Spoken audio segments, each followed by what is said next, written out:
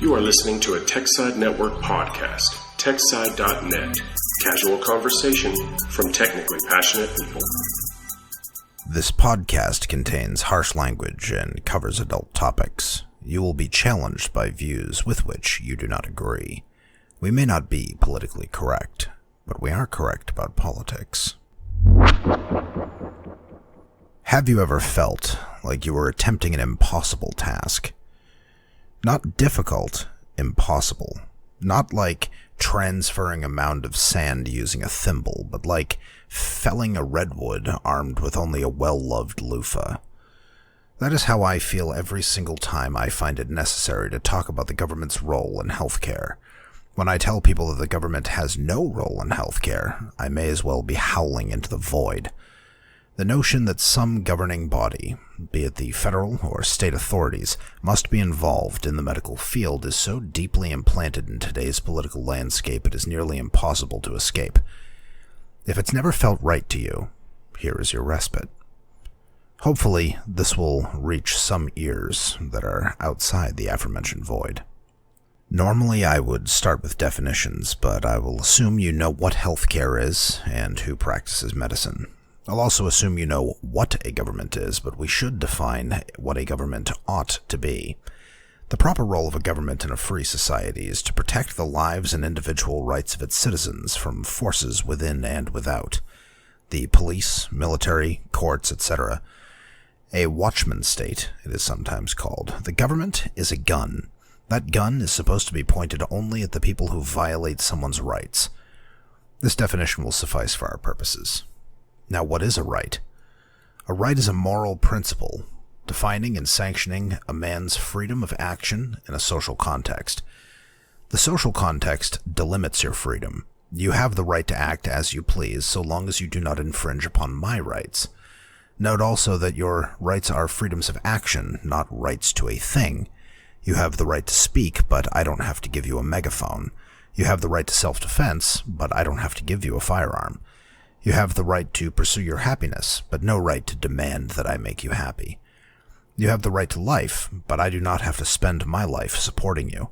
You have the right to property, but I do not have to provide you with the values you seek. Every value that you seek needs to be earned. Almost every single thing you seek to gain or keep, be it a steak, a house, sex, a cell phone, a bank loan, or the next big idea for the novel you're writing, is earned by the use of reason, by thought diligently applied to a problem.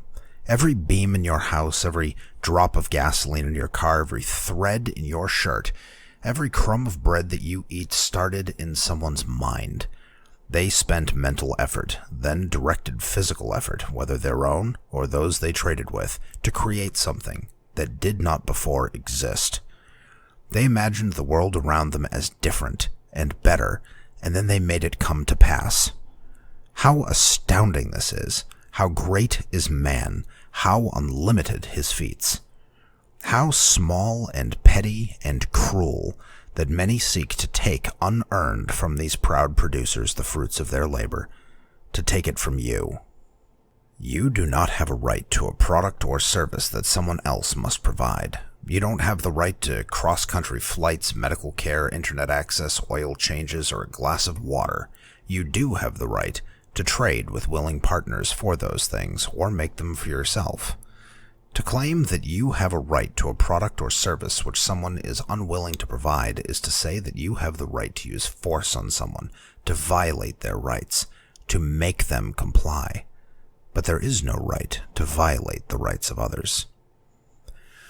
When someone claims that they have a right to healthcare, it begs the question, the right to healthcare from whom?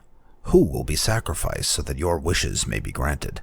At whose expense? Not only who will pay for this with money, but with time, effort, and lives.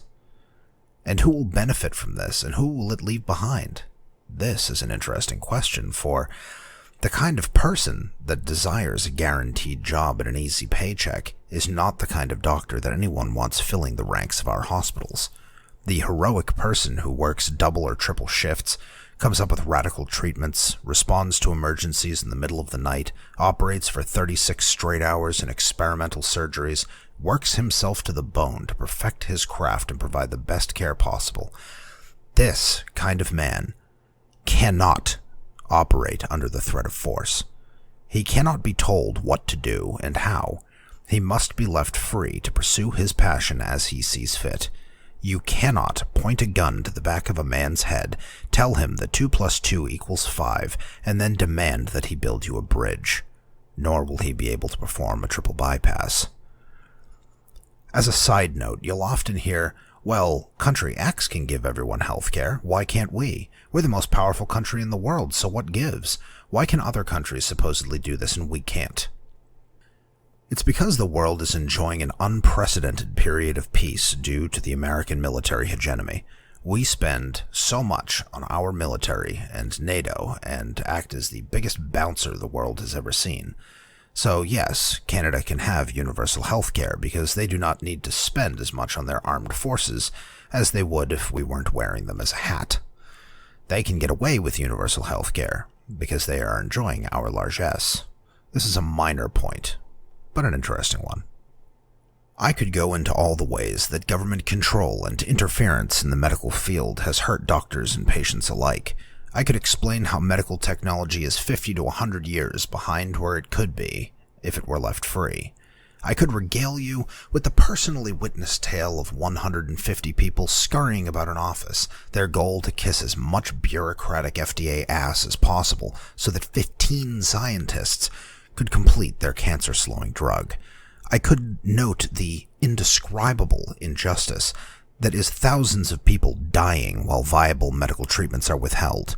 I could explain to you how a large hospital in my area has purchased every smaller hospital, limiting patient options and lowering standards because they are large enough to deal with the red tape and the little guys are not.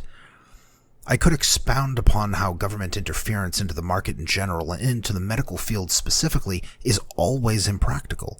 How the reason healthcare is so expensive is because of a lack of freedom and choice. I could. One day I may. But that's not why I'm here.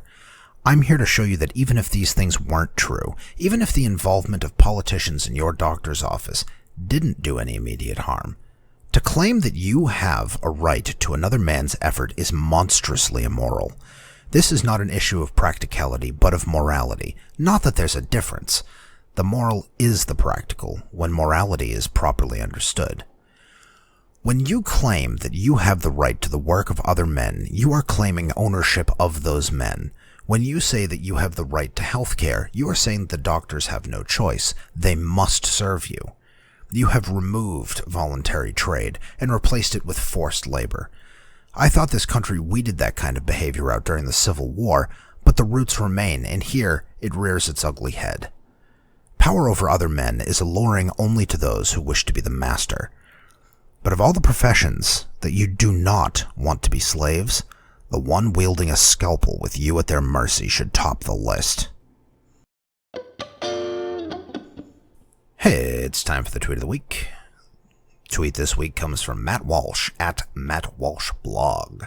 On January 29th, he tweets about an article saying, absolutely insane story in Iowa. Child molester who raped 15 kids, including a 1-year-old, is being released from prison because he is no longer deemed a threat after, quote, transitioning into a woman, unquote.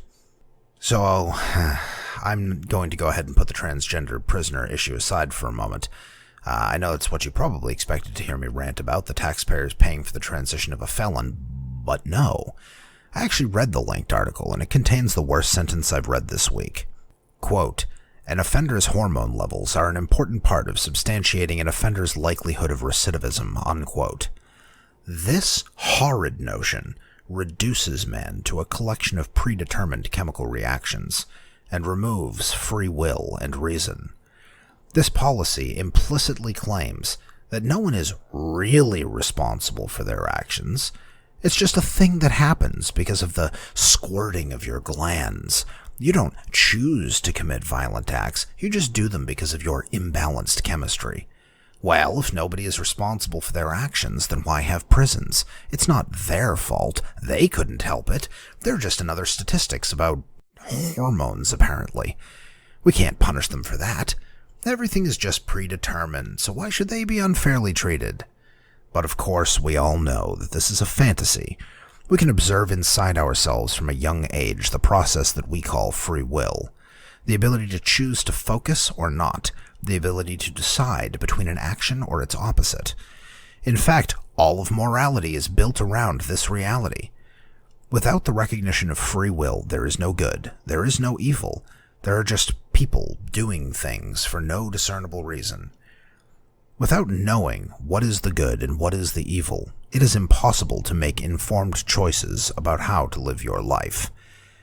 This may seem like an exaggeration, but give it some thought. Man is a being of self-made soul. You give up more than you realize when you claim there is no free will. You give up what makes you a human being. If you would like me to cover a specific topic, I can be reached on Twitter at @AmericanitisTech. That's the @ American, ITISTEK, or at americanitis@techside.net. Please subscribe to the show on Apple Podcasts or Google Podcasts and take the time to leave us a review and comment. We have a Patreon page which enables you to support the podcast for as little as $1 a month at patreon.com/techside. Show notes are available at techside.net/americanitis. We thank you all for listening. Later days.